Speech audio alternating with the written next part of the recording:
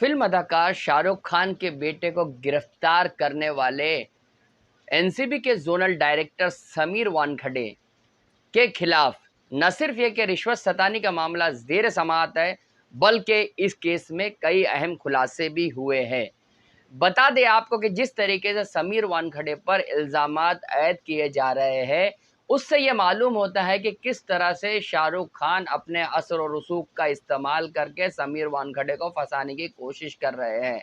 आपको ये बताना भी ज़रूरी है, अब तक लोग ये समझते हैं कि समीर वानखडे ने जो है एनसीबी में रहकर न सिर्फ ये कि माल कमाया, बल्कि एक अहम आमदनी भी की है और उन्होंने न सिर्फ प्रॉपर्टी बनाई है, माल बनाया है और ना ही ऐसा है कि बॉलीवुड से पैसा वसूली की है। ये तमाम इल्ज़ामात समीर वानखडे पर लगाए जा रहे हैं।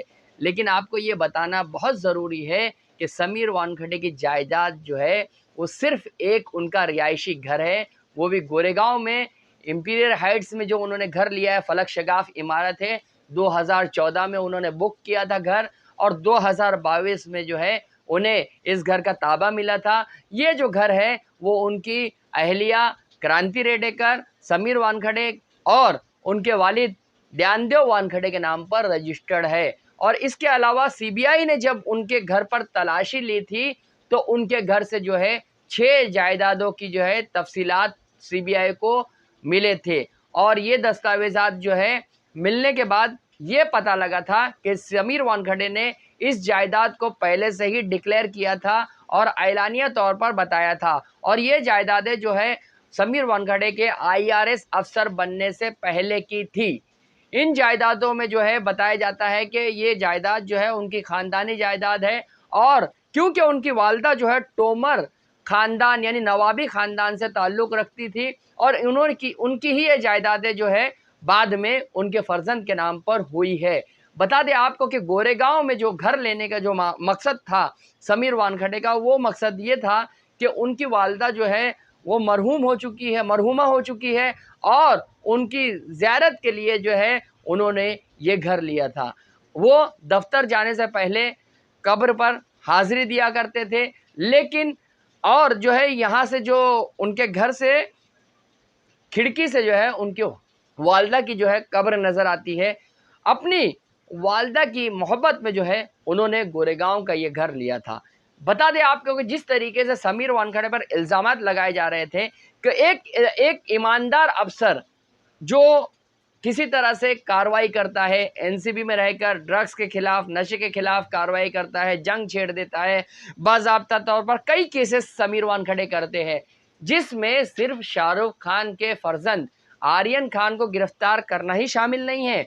उन्होंने चिंकू पठान के गैंग को भी जो है बेनकाब किया। यहाँ तक कि डोंगरी में पठान गैंग की ड्रग्स की और एमडी की फैक्ट्री को जो है बेनकाब करके उसे जो है सबोताज कर दिया। लेकिन सिर्फ मामला यह आता है कि उन्होंने शाहरुख खान से पैसा वसूल किया, 25 करोड़ का मुतालबा किया, 18 करोड़ में डील हुई। ये तमाम मामला जो है एक सोची समझी साजिश के तहत समीर वानखडे को बदनाम करने के लिए किए गए। बता दें आपको कि जिस तरीके से सीबीआई के पास अब तक कोई ऐसा सबूत नहीं है जिससे ये साबित किया जा सके कि समीर वानखडे ने जो है शाहरुख खान से रिश्वत ली थी और उनके बेटे को बचाने की कोशिश की थी। अलबत्ता ये ज़रूर है कि एनसीबी ने जो है अपनी चार्जशीट में तब्दीली लाई है और एनसीबी के डीडीजी ज्ञानेश्वर सिंह ने मामले को जो है उलझा दिया और समीर वानखडे को फंसाने की उन्होंने कोशिश की। ये सबूत जो है समीर वानखडे ने कोर्ट को ज़रूर दिए है।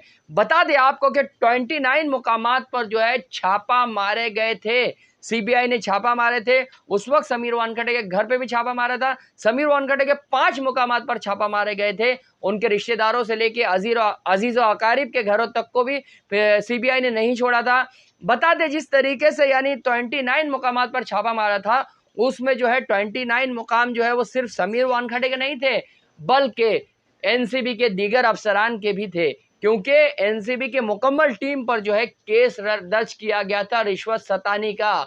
और सीबीआई ने जो है उजलत में कार्रवाई करते हुए 14 घंटे तक समीर वानखडे के घर की तलाशी ली। उस तलाशी के दौरान समीर वानखडे क्रांति रेड करके जो है 70 से 60 जोड़े कपड़े मिले और दूसरे चीजें मिली, जिसकी कुल मालियत 2 लाख रुपए हो सकती है। बता दें, जिस तरीके से समीर वानखेड़े पर ये इल्जाम लगाया जाता था कि वो जो है आला क्वालिटी के ब्रांडेड कपड़े पहनते हैं, घड़ी जो है ब्रांडेड लेते हैं और जूता जो है उनका ब्रांडेड होता था, ये कुछ चीजें जो है वो साबित नहीं हो सकी। जबकि समीर वानखेड़े ने न सिर्फ ये कि मुंबई से नशे के कारोबार को खत्म करने के लिए कोशिशें की, बल्कि पठान गैंग को जो है बेनकाब किया, चिंकू पठान को भी गिरफ्तार किया। बता दें आपको कि अगर समीर वानखेड़े करप्ट होते, बदउनवान होते, तो वो पठान गैंग से भी रिश्वत का मुतालबा कर सकते थे, पठान गैंग से भी रिश्वत ले सकते थे, लेकिन उन्होंने कोई केस में रिश्वत नहीं ली, ऐसा कोई इल्जाम नहीं मिलता है। सिर्फ शाहरुख खान के बेटे को पकड़ना और उन्हें गिरफ्तार करना, वो समीर वानखेड़े को महंगा पड़ गया, क्योंकि शाहरुख खान एक अहम, न सिर्फ ये कि अहम शख्सियत है, बल्कि वो असर और रसूख रखते हैं। इसीलिए समीर वानखेड़े पे मुसलसल ये इल्जाम लगाया जा रहा है कि समीर वानखेड़े ने काफी पैसा कमाया। क्या अगर वो पैसा कमाते तो वो गोरेगांव के घर में रहते? क्या अगर वो पैसा कमाते तो वो इसी सरकारी नौकरी में रहते? वो जो है पूरी तरीके से अपने इस काम को जो है छोड़ सकते थे। जिस वक्त उन पर इल्जामात लगाए गए, मुलाजिमत से जो है अपना इस्तीफा दे सकते थे, लेकिन समीर वानखेड़े ने ऐसा नहीं किया, क्योंकि समीर वानखेड़े एक ईमानदार अफसर है और उन्होंने पैसे की कभी लालच नहीं की और ना ही किसी से पैसा लिया है।